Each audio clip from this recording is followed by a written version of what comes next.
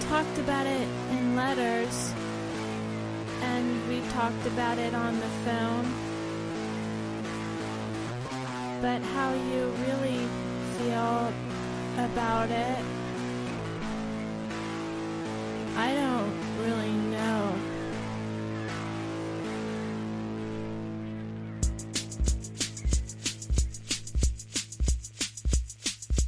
What's your take on Cassavetes? What's your take on Cassavetes? What's your take on Cassavetes? What's your take on Cassavetes? Misogynist. Genius. Misogynist. Genius. Misogynist. Genius. Misogynist.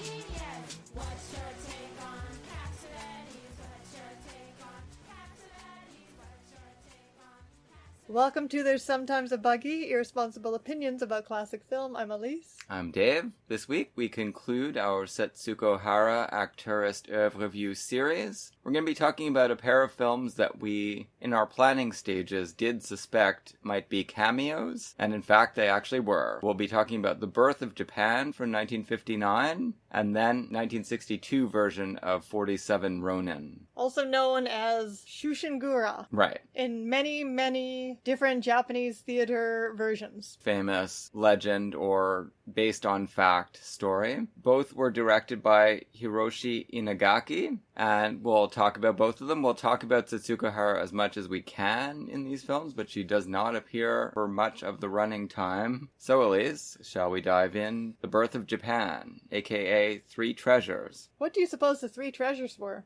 I don't know. No, I don't know either. Well, that sword and the bag. Yeah, the sword and the bag. I can't come up with whatever the third treasure was. The love of the princess?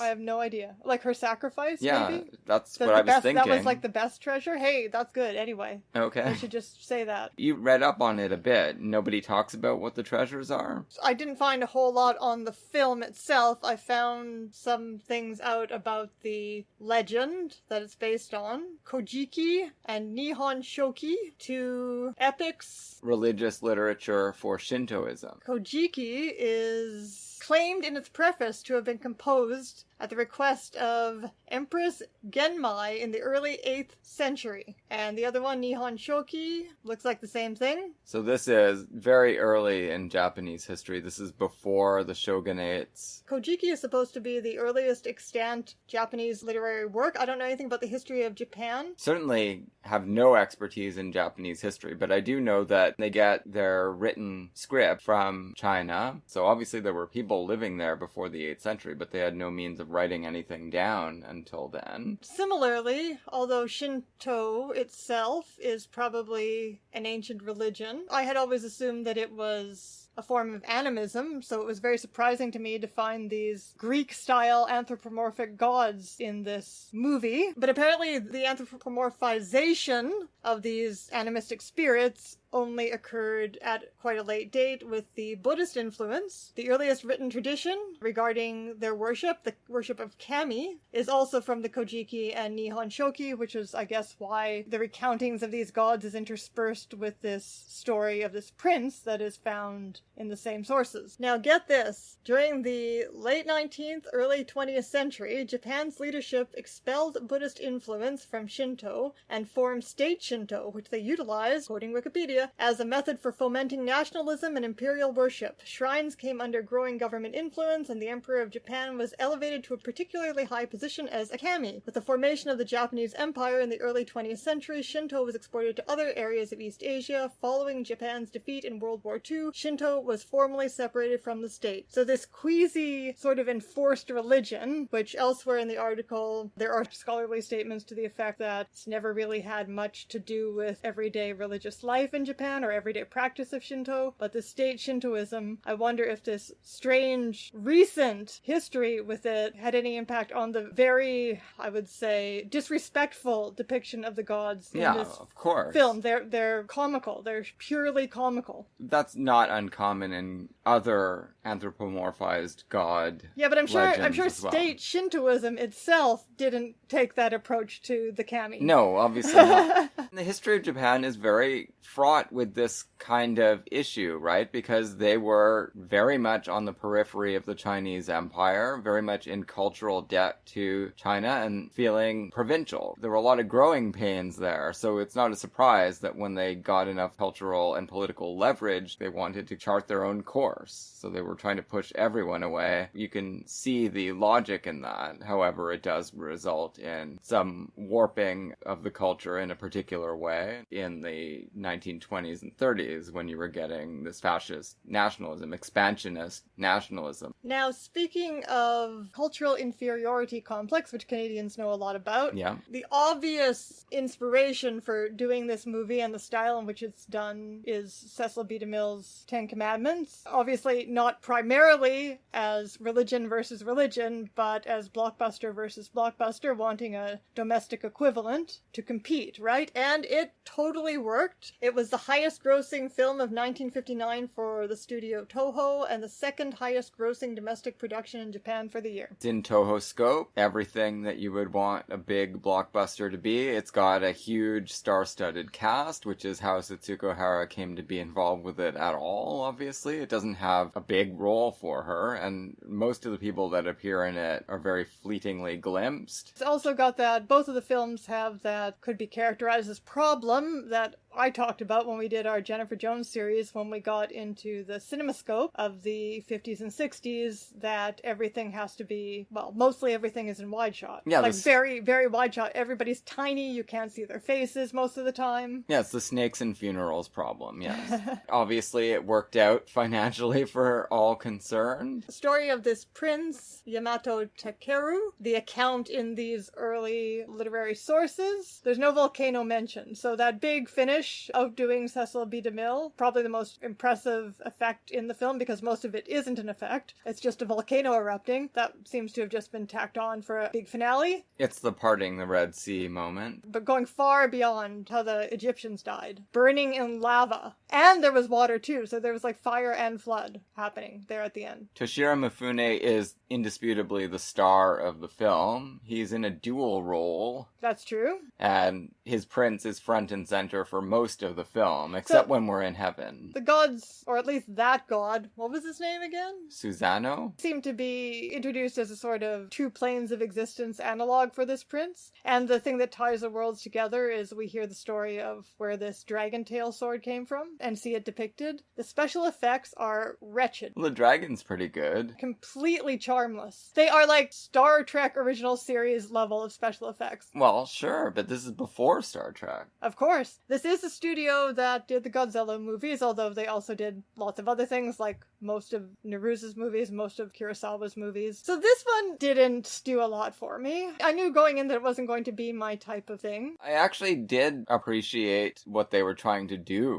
with the myth and the legends. How do you see that, what they were trying to do? Okay, well, let's talk about propositionally. And what does this have to do with the birth of Japan? Because he's already the son of an emperor. I don't get it. Or was the cosmological origin the birth of Japan? Yeah, I would think so. And he's talking at the end about, the prince is talking at the end about creating a country, and there is all this discussion about the wisdom he acquires to stop making war on the neighboring kingdoms, make friends with them instead. It's not going to take too long to outline what it shows. It shows the creation of the heavens and the earth, and by extension, the islands that will make up Japan. So that's the birth of Japan right there. That happens in the first few minutes. It comes up out of the sea. There's not like a second Japan that's going to be born, the country he's talking about at the end, or is he just generally talking about renewing the spirit of the land in an Arthurian way? You've got all of that. You have the cosmological aspect, and then we fast forward into historical or proto-historical times where you have someone who is calling himself an emperor but obviously is at war with everybody, so he's not de facto emperor of anything if he can't control anyone. And that, I think, is true to the early history of Japan. There's been an emperor for a long time, but most of the time they didn't control anything. Through the shogunates, the country was ruled by shoguns who were ruling in the emperor's name, but they didn't consult the emperor on anything. They were just warlords who everyone else paid homage to.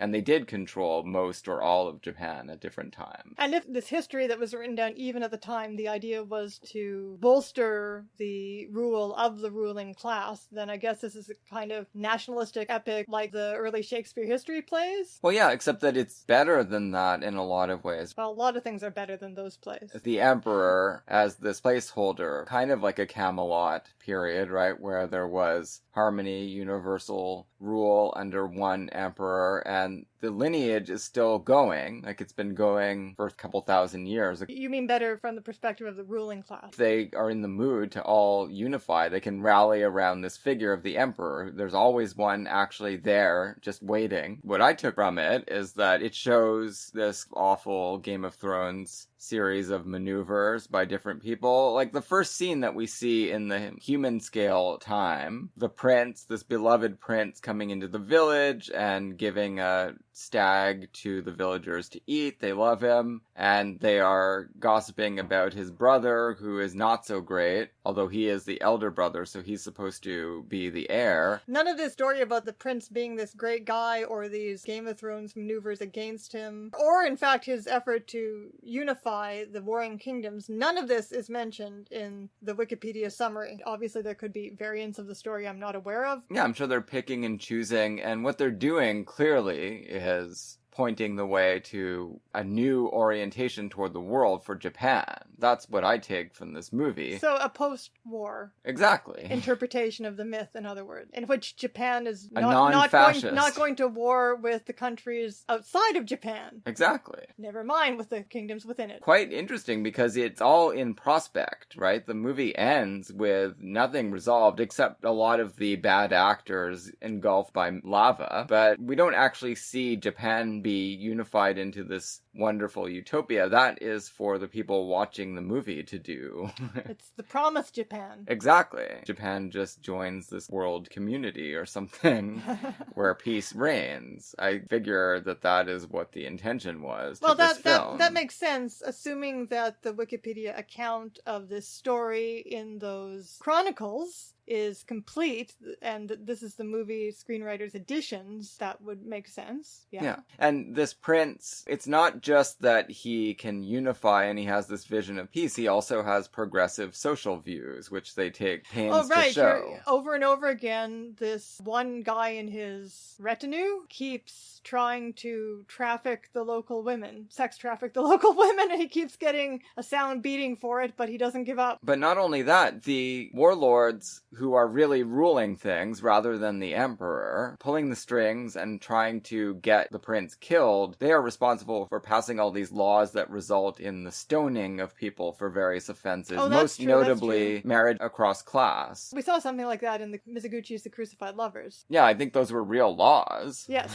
people would be crucified. In this, they're getting stoned. The people are watching this and they're saying, this didn't used to be the case. This is new at the time. And this is supposed to be happening in the 8th century. I think the stories are supposed to tell the history, yes, up to the time of writing. Yeah. Or a century before or something like that. Exactly. So, and all of this is a prelude to the even worse times to come under the shoguns. This is not progressive rule. This is not rule for the benefit of the people, right? These are military dictators who are running the country. Wait a minute, so you're saying the shogunate, which we see in the second film, comes after this period? Right, so there's this period shrouded in mystery and warring factions. I think the first shogunate takes hold about 1000 Common Era, but the one that everyone knows, because that's the one that's in the most recent histories, is the Tokugawa shogunate, which was like 1600 right up until the mid-19th century. They were overthrown in the mid-19th century by the Meiji Restoration, and that was the imperial family moving back into the spotlight. But really, it was about also making deals to open up Japan to the world. Right, fast industrialization and everything? Yeah, and a lot lot of it was done under duress, right? And fascist imperialism. Commodore Perry shows up with American battleships and forces them to open the port to American trade. Right. That's in the 1850s. Things move rapidly from that point through different phases of relationships with European and Western powers, and also with China. They have their first war with China in the 1890s, and that goes well for Japan, and then they defeat Russia in a big war, and they're allied with the British through all of that. But then, yeah, you move into the fascist period, where there are good geopolitical reasons why this happened. They were being hemmed in by everyone. The US was being disgusting with their colonial activities in the Philippines and elsewhere. So just faulting Japan for attacking the US is not correct. Countries, even the US, aren't just evil because of original sin. Or there's always geopolitical factors and history of ideas and all sorts of assortments of things. And honestly, I think you just have to blame capitalism for all of this. Push Japan in the direction that this movie wants to lead Japan away from. So, okay, you've convinced me that this movie has an interesting set of ideas, an interesting use of mythology and the particular history of this mythology. What did you think about execution? For that, it's pretty basic. I didn't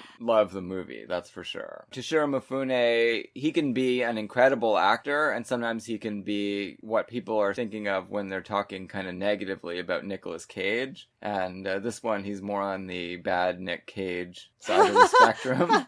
He's just yelling a lot. He's much better in the second movie, don't you think? Yeah, of course. He is a good actor. He's well used in the second movie. But he was often asked to just behave this way. Well, he's a little Nick Cage-ish, but in a good way in the second movie. Well, exactly. Nicolas Cage is a great actor, but he can go too far at times and do something that's annoying. I think Mifune can also do that. And he's surrounded by, speaking of the movie's progressive values, women play a very important role in this film. But 3-hour film of many incidents and spends far too much time on long sequences of bad special effects and pretty bad looking fight sequences. They just go on and on and on. Just not a lot of time spent on characterization. Oh, no time spent on characterization. Or even on building up some basic emotions out of these building blocks. Like the story of, I got a little hopeful when the love triangle was introduced between the princess who's dedicated to the gods and how she's going to be destroyed if she pursues her love for the prince, and then this other sympathetic princess. I mean, that all seemed very promising. Her sacrifice when she realizes that she's the cause of the storm at sea, that should be very moving, and it's just like... Yeah, it's okay. I mean, but it could be worked up into something. And I liked Kyoko Kagawa a lot. I did get something out of her scene. So she's the other princess, right? Who he momentarily takes up with when he thinks that his beloved goddess princess... Yeah, she was moving. The whole running after the boar sequence was good. That was beautiful. There are some good individual... It's not just all terrible special effects and fight scenes. There were some beautiful... It's very uneven in quality, the filmmaking. No, but I was gonna say, the sequence in the reeds is absolutely incredible. Really stands out from the rest of the movie. None of the rest of the movie is visually interesting at all, I don't think. But for some reason, yeah, that sequence is incredible. The sequence at sea is pretty beautiful, too. There's just some... It didn't do much for me. Only the reeds and the boar. I mean, that's the standout sequence in the movie, definitely, visually speaking, and therefore, pretty much dramatically. Yes. Let's talk about anthropomorphized god sequences, snippets of mythology. This is where Setsuko Hara comes in. She is the goddess of the sun. We are told explicitly she is the most beautiful god, so that tells you about Setsuko Hara's place in the pantheon of Japanese stars. Susanoo is her brother, who is a kind of trickster. Yeah. But they all seem to be tricksters, except for her. He's just gross in that sequence. He just grabs a horse and throws the horse onto a bonfire. So the wise old woman who's telling all these stories initially, who is... Haruko Sugimara. Yeah, recognizable under her old lady makeup. The way she tells the story is just, one day, Susanoo Susanoo, her brother, well, first of all, tells the story that of the sun goddess who is so very nice because she's like this communist sun goddess who decides to divide the sun among the other gods. This is depicted as them all sitting around pulling on some fabric. And then, Susanoo comes along and just to stir up shit, which is what he likes to do, he kills a pony and throws it in the middle of this ceremony that they're performing. And people get trampled trying to run away from the implied danger from all of this. Now, this is the kind of thing that anthropologists talk about where obviously this is a story form of a ritual that has been lost to time, and once upon a time this dead pony meant something, and we have no way of knowing anymore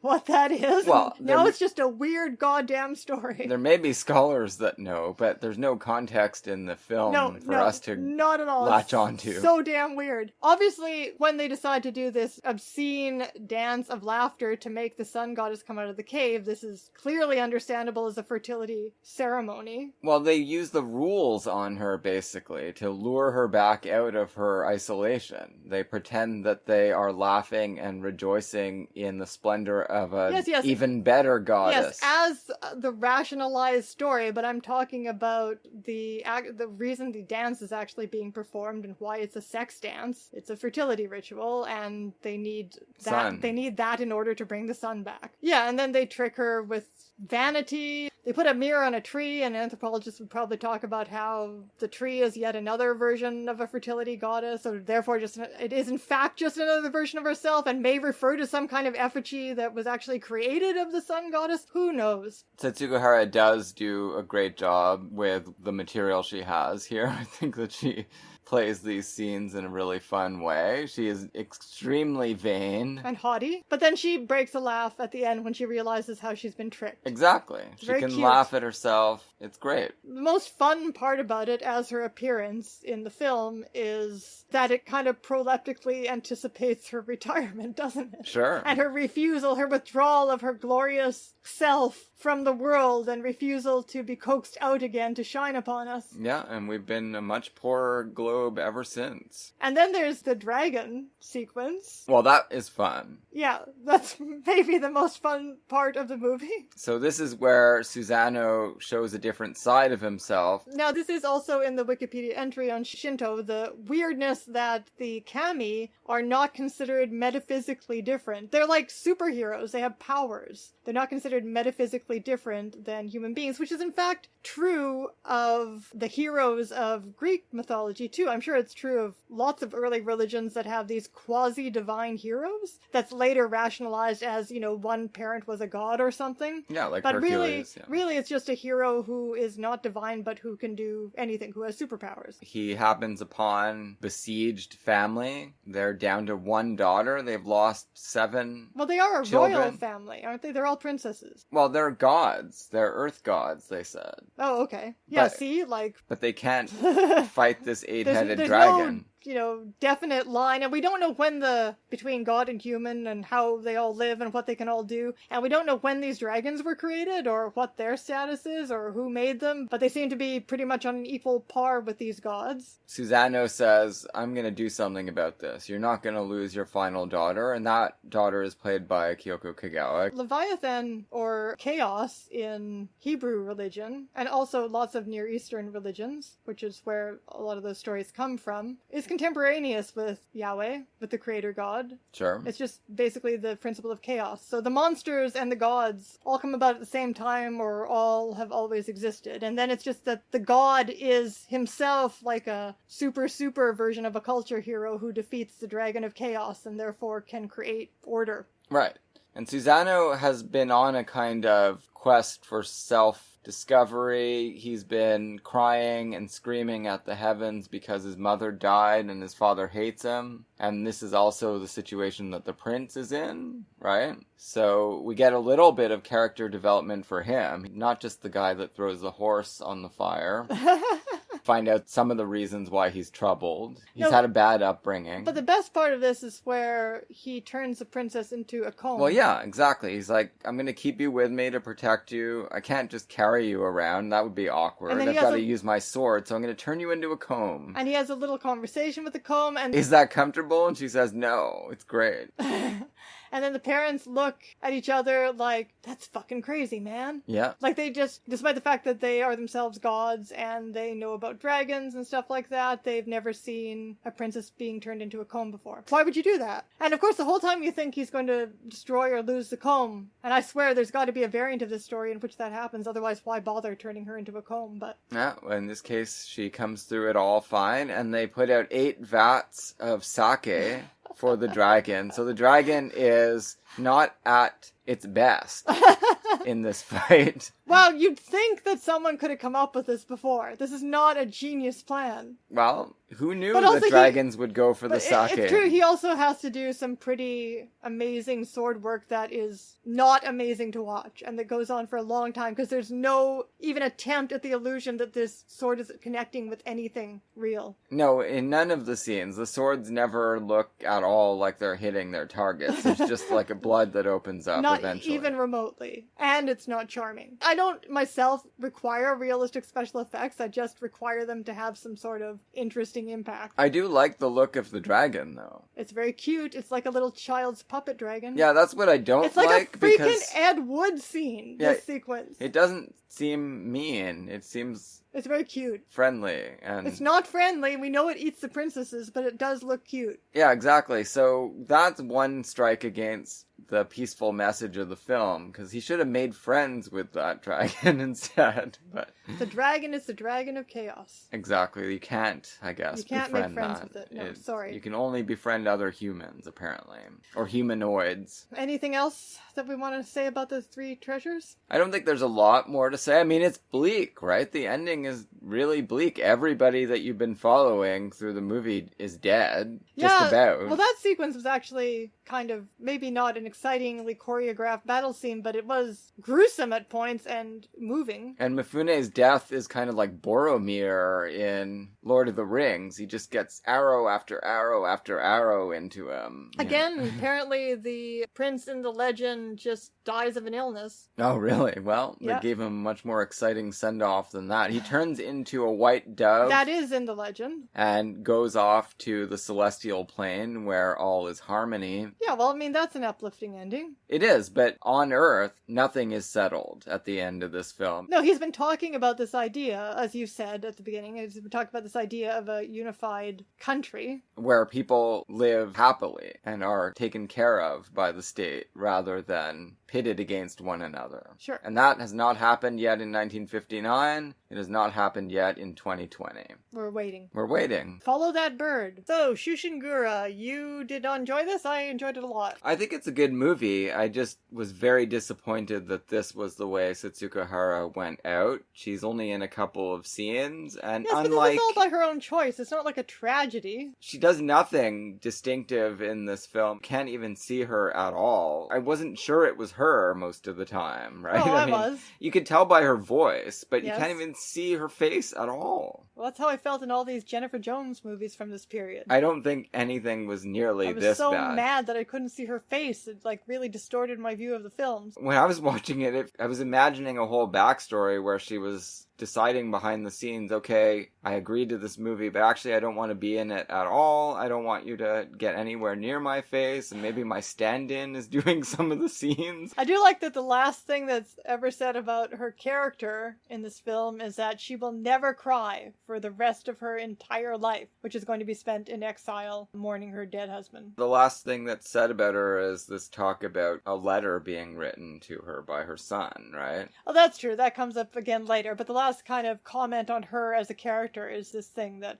despite feeling an immensity of sorrow, she will never cry for the rest of her life. That's what her son says as a tribute to her. That part was disappointing, although we'll talk a bit more about it maybe. I just decided to just pay attention to the movie because there clearly wasn't going to be anything about Setsuko Hara. Right. So 47 Ronin, it's based on a historical event. Yeah, is that this is true? an actual historical event that occurred. We get actual dates here, so it starts in 1701, according to the titles of the film. And this has just become, as we indicated, considered considered a very significant event in Japanese history and has been dramatized many times. The version that this is apparently based on is a banraku puppet play, but you mentioned that there was a 1941 version by Mizoguchi, which we haven't seen. And it was based on a kabuki play by Miyama Saika. Well, we'll have to watch that. I want to see all of Mizoguchi's movies at some point. This play that it was based on, it's giving an idea of what an epic this is considered in Japanese history and how it's been rendered, because this is a 208-minute movie that we watched, right? Well, the Mizoguchi version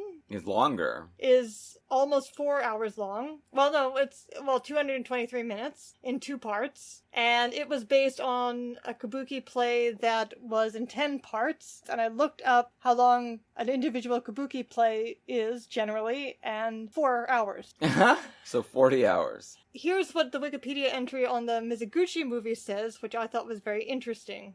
During the war, Mizoguchi was forced to make artistic compromises, producing propaganda for the military government. In 1941, the Japanese military commissioned him to make Genroku Chūshingura. They wanted a ferocious morale booster based on the familiar Rakishi Geki, historical drama, of the Loyal 47 Ronin. Instead, Mizoguchi chose for his source Mayama Chūshingura, a cerebral play dealing with the story. The government foisted the project on the director as a wartime morale booster and as a justification for the expansionist, nationalistic, and ultimately suicidal world war that Japan was embroiled in during the middle of the 20th century. His attempt to subvert this would possibly be very interesting by using this cerebral play. And I did look it up on Letterboxd, and apparently it's mostly made up of scenes of people having intellectual arguments about what the ethical thing to do is. Sounds amazing.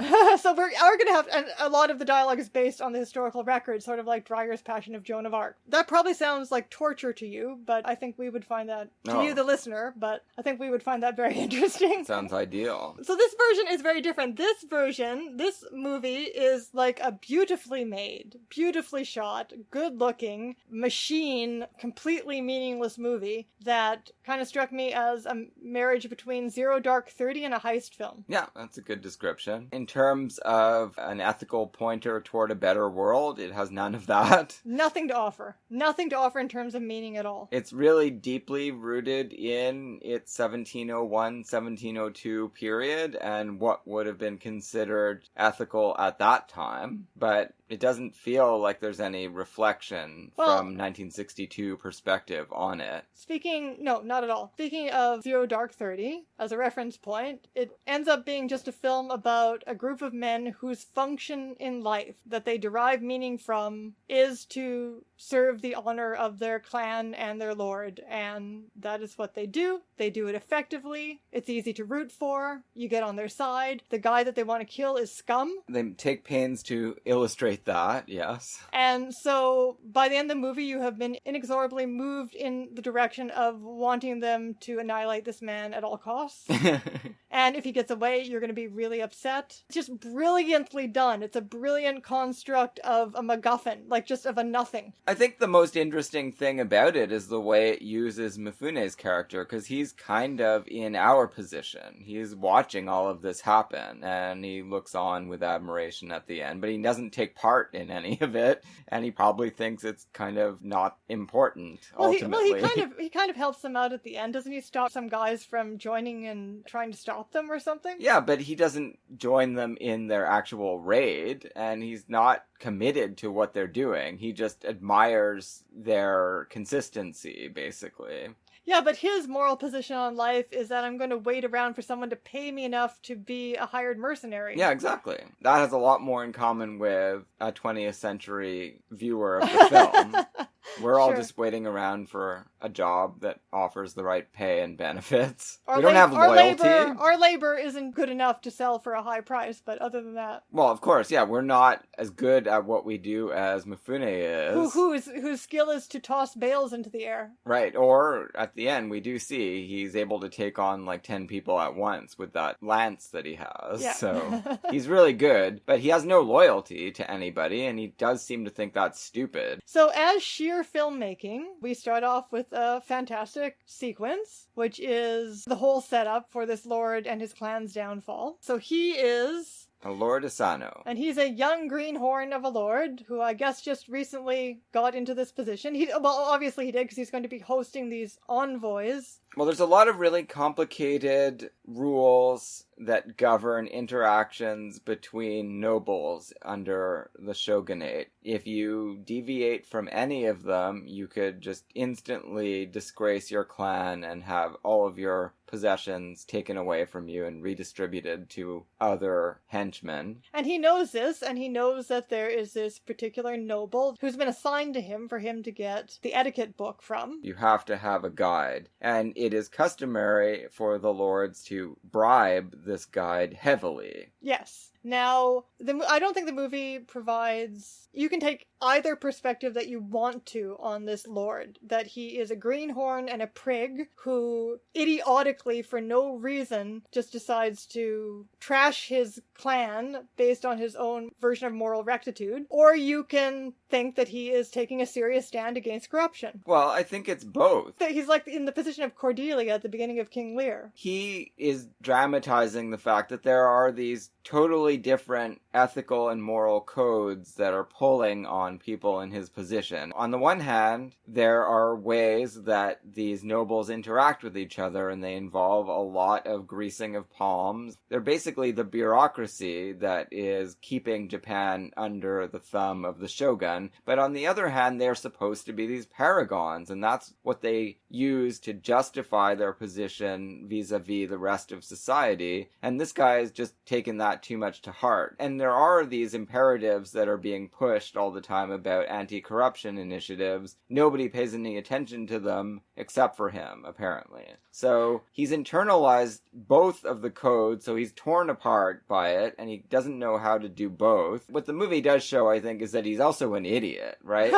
If you're gonna do this, then just do it. And he does get good advice from his trusted advisor who says, this guy, his role is to advise you. He's going to try to extort all kinds of things from you. But if you just keep your mouth shut and be calm, he's going to have to do it anyway. Yeah, because otherwise his rep will be tarnished because everyone will assume that he didn't give you the right advice. Asano has a lot of hubris. Well, he fails, right? Because he manages to abide by that in the first instance, where he doesn't know whether to greet the visiting lord from the top of the stairs or the bottom of the stairs, but he just sits in the wrong place for long enough that the teacher has to break down and say, no, go the other place, go to the other place. But Kira knows how to play him very easily, right? How to provoke him very easily by making up these instructions that he says he's withholding from him. So that's what brings about the big drama. Before that, though, we do get the visually wonderful drama of the 500 mats. Every last mat maker in the village has to be employed overnight at this task. This is where we first get introduced to Mifune. At a drinking party. So Mifune... When his potential drinking partner is torn away from him to make some mats. Kind of an instructive scene as well, because the teacher says, you need all new mats. You can't welcome people without all new mats. But then he also says, if you give me enough money, well, I won't point out that there aren't all new mats, and these lords aren't going to notice, presumably, right? So the idea is that he's going to tell on them and make the lords look at the mats, because all these people, none of them are quite as aware of what is supposed to be the case except for the teacher. So he kind of creates the reality in which they all interact with each other. He's in a very crucial position. So that's one where, there was no choice. Either you pay him or you pay a lot more money to get all the new mats in one day.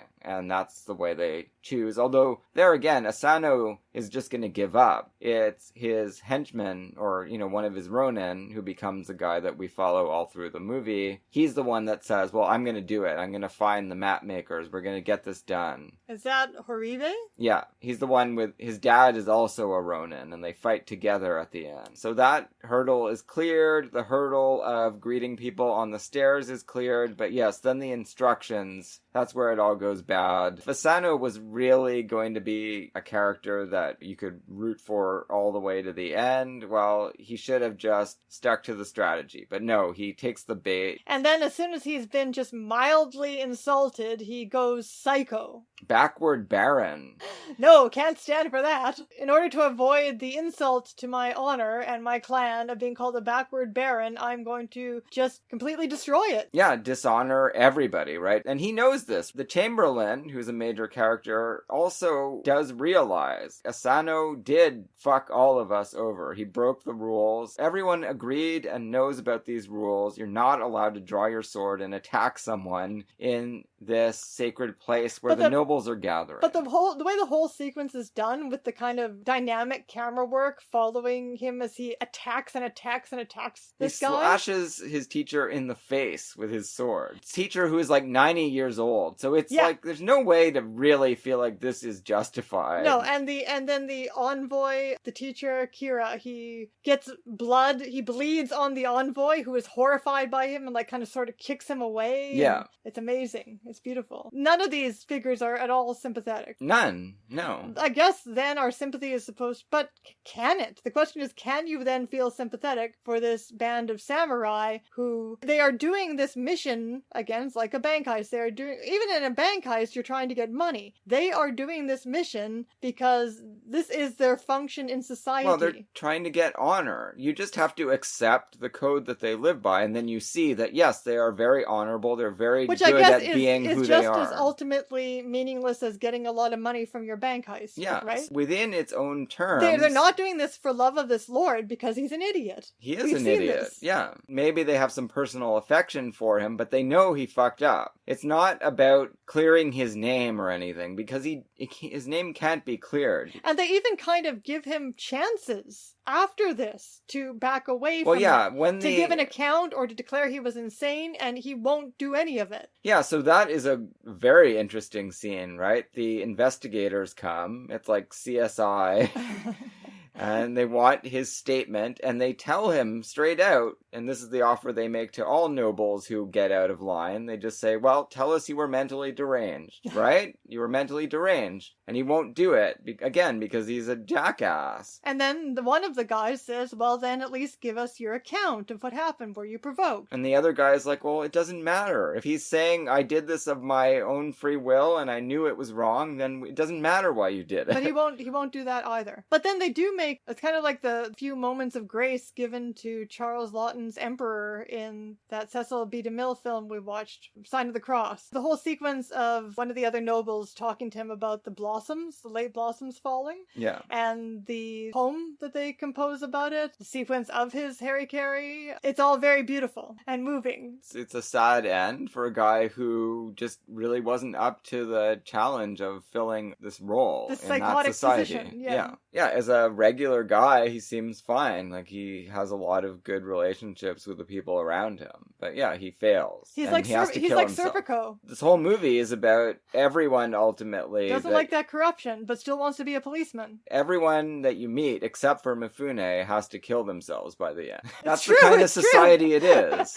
You're governed by imperatives that are pushing you in one direction and another direction, and all of them are eventually going to land you up in a position where you have to kill yourself. Well, that's very interesting, because I saw the person, I don't know if you probably didn't read this, you probably didn't do any research. No, I haven't done any reading on it. Well, it's interesting that was your take on the film, because the person who did the write-up on it on IMDb talks about how it is considered the Japanese national epic because it depicts all of the conflicting pressures within Japanese society. And I would think that how would this apply to the 20th century is my question, but obviously it still must. Apparently the 10-part kabuki play is still regularly performed. It would still be relevant in World War II, right? Because if you were at all paying attention in Japan, you had to know you were not going to win World War II.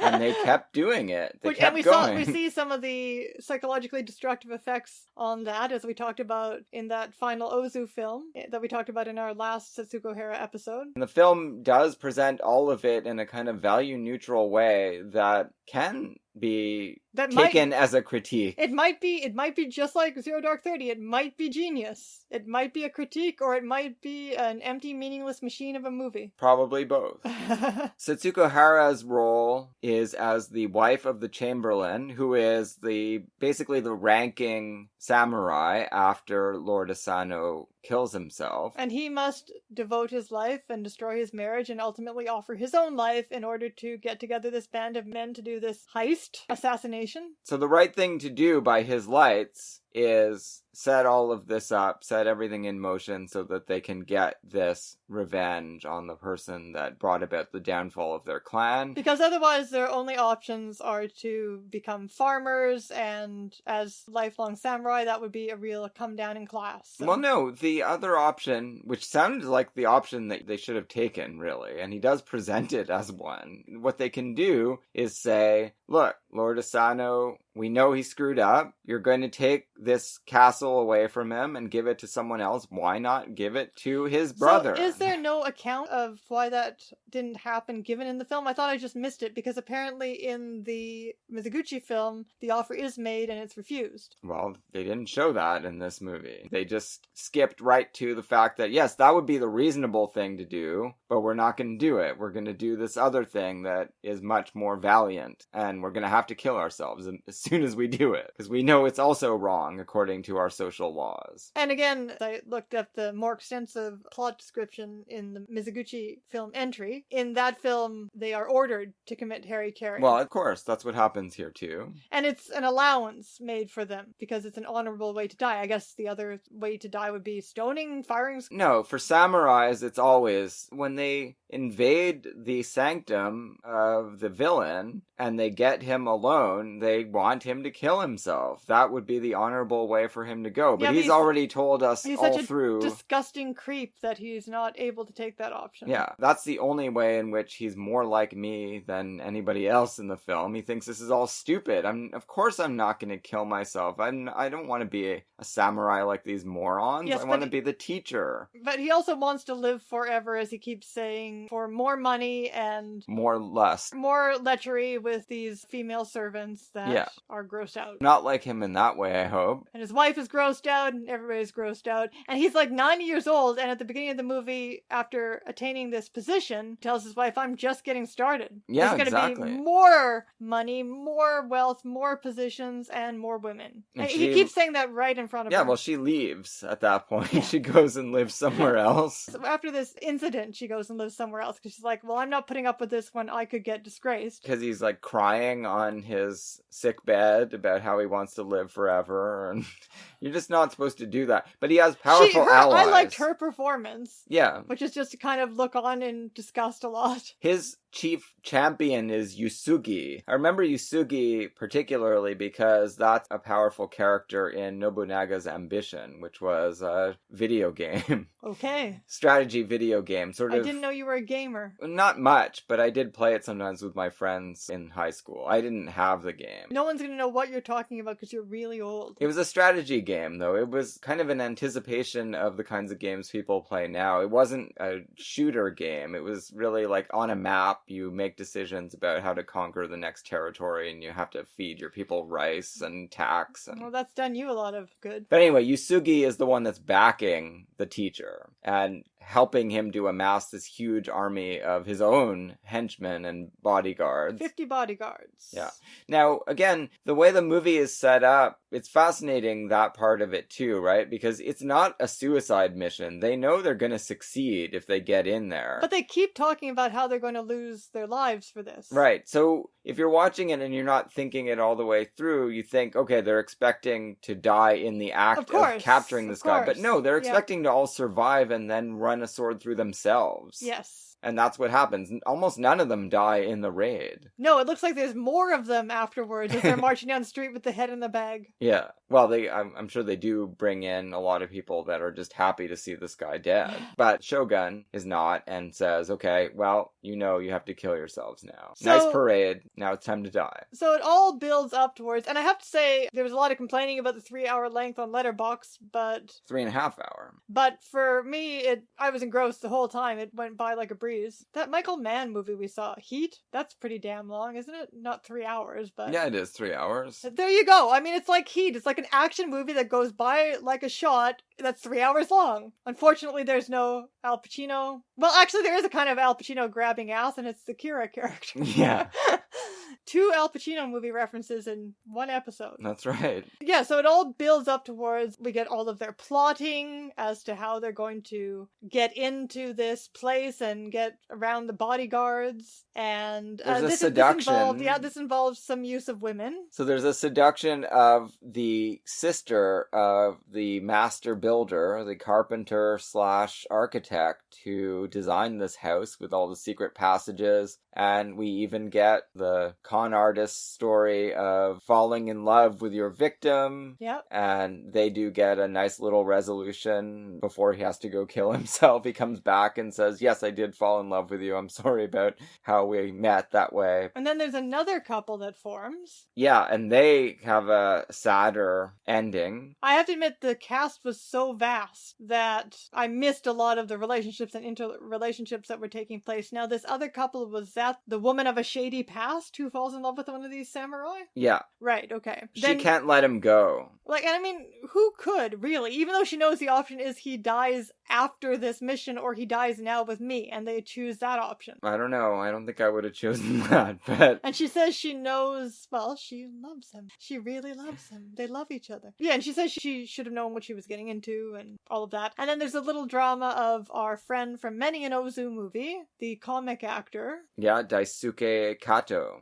And he gets sick on the day of this heist. Yeah, like a bad fever. They tell him he'll be alright if he stays in bed for a week, but he figures if he doesn't show up, they're going to think he's a coward, and he's of course they do. hallucinating. He has a fever and he's hallucinating. So while they're all getting together, and this all has to be completely top secret or they'll be thwarted by the police. Yeah, if one person cracks, it's over. And several people don't show up. They send a letter saying, sorry, we're backing out, but we're not going to tell anyone. And then at this point, just structurally, we're so much on their side that we're terrified that they're going to be found out and this is going to be stopped, right? It's like siding with the killer or siding with the bank robbers or whatever. He's dragging himself through the snow, feverish and hallucinating while they're all meeting. And then he's stopped by a couple of drunks and you're absolutely terrified that he's going to blurt out the news and they're going to go to the authorities, right? But all he does is say that you got to tell them that I'm sick and that's why I didn't make it. He does have enough presence of mind, even in his fevered state, to not exactly say who he's talking about, and the guys are like, wow, he's just drunk. That's the last we see of him, so presumably he commits harikari out of shame the next day too. Maybe not, though. Maybe he actually goes home and recovers. I mean, he has nothing. Well, not from the way he's acting. No, he's very, very ashamed that he can't make it and,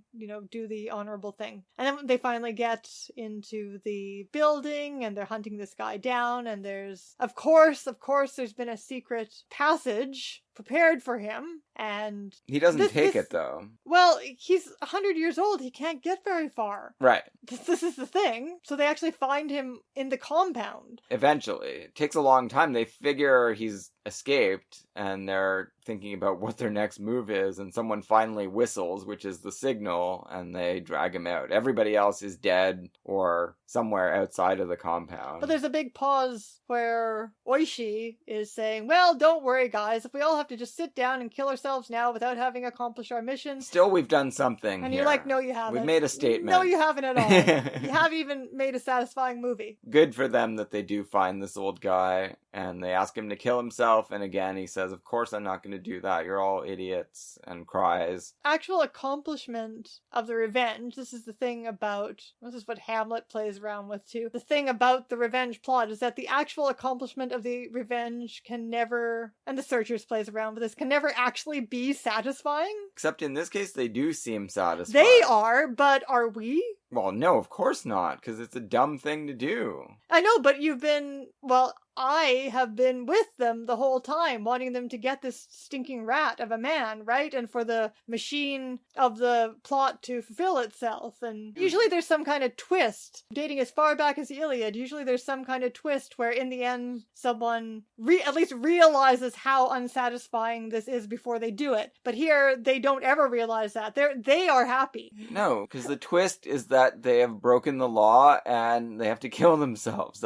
I know, and if you weren't expecting that as viewers, of course, everyone in Japan probably knows this story or knew this story. Yeah, other people watching this outside of that context maybe might be thinking, well, okay, everyone's going to realize this was such a great thing they did that, in fact, they're going to be congratulated for it. But, of course, that's not going to happen. You know, watching this makes me wonder if Catherine Bigelow knows this story. Oh, probably. And it does also make you realize how this sort of revenge plot is a perfect sort of dramatic structure, and therefore why Zero Dark 30 is an interesting movie regardless of the topic it's about, you know what I mean? Well, it would be a lot more interesting if all of those Navy SEALs had to kill themselves after they got Osama bin Laden. No, she just has to feel a little bit empty at the end, that's all. No, they should have all committed seppuku. That would have been awesome.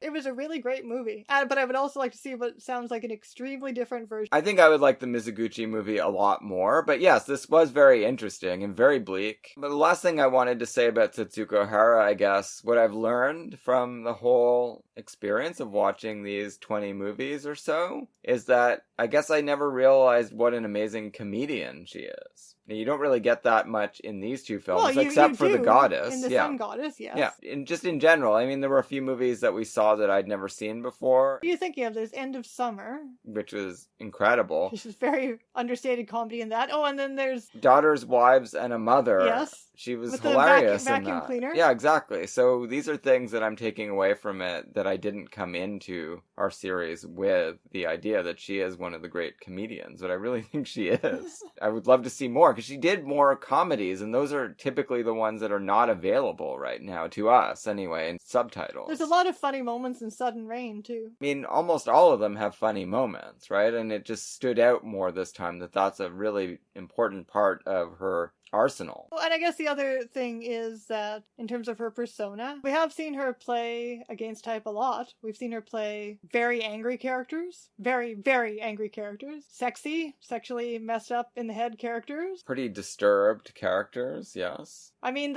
she could have had a lot of range as an actress, and even within the parameters of what directors seem to mostly like her to do, I guess because it's something that she had to offer that was unique. We've certainly seen a lot of range within that. The fact that her persona isn't primarily associated with romantic love is one of the things that makes her such an interesting addition to the pantheon of great cinema actors. Although we did see that she can do that too in Daughters, Wives, and a Mother. I think that's a very interesting... Well, it's quirky still. Very quirky. But there is that erotic element to her storyline, even though that's not where she ends up. It's funny, in so many ways she's Garbo-like in her coolness and her distance and her withdrawal from the public. And yet she's the anti-Garbo, and that Garbo was, despite this, primarily the love goddess associated with romantic love in her films. Oh, maybe, but I don't think most people think of her as part of romantic couples. She's kind Gilbert? Garbo and Gilbert? That's how she first came to prominence. That's the only one, though. Most of the time after that, she's in romantic plots a lot of the time, but it does feel like she's sort of occupying her own stratosphere. Well, yeah, she's making love to herself. She's the great lover to herself. A lot of commentators have made that comment on Garbo. Yeah. In Ninotchka, that's one of the exceptions. She does seem to be having a lot of fun with Melvyn Douglas. It's true. That's because of that champagne. It helps. So I guess that's where we'll leave Setsuko Hara. We have expanded our schedule. We took a few hours out of our quarantined time this weekend to add a whole new year. A new wing to the mansion of our growing podcast plans. We've expanded the calendar all the way out to 2023 now. So as long as we're both okay and all the rest of you are okay and the world is intact in 2023. We're gonna get a lot of Cirque in there.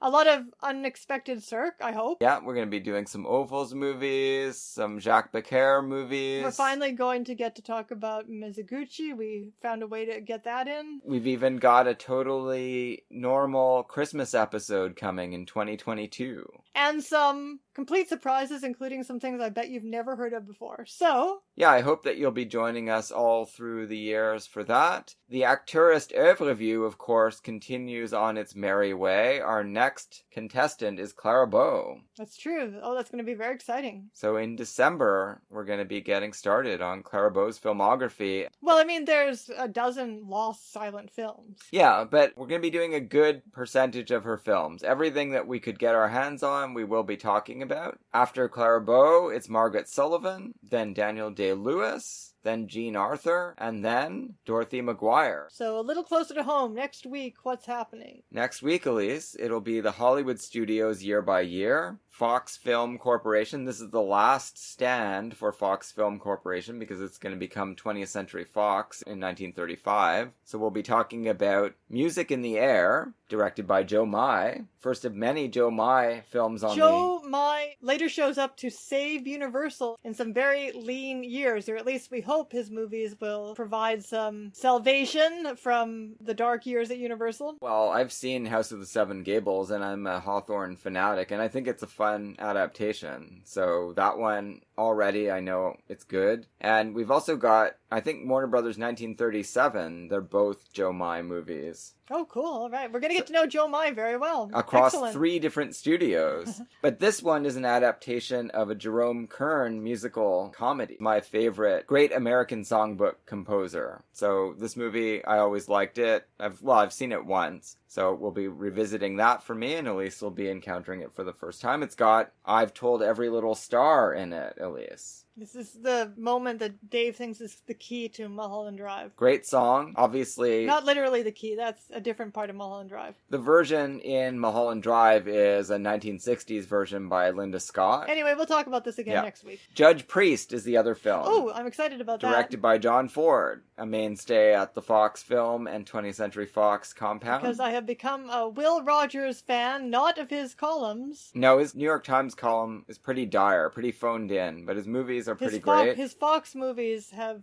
been good to me so far. Unfortunately, he's not going to be around much longer because he dies in an airplane mishap the next year. One of the biggest stars in Hollywood at the time. So join us next week for a couple of Fox classics, hopefully. Great.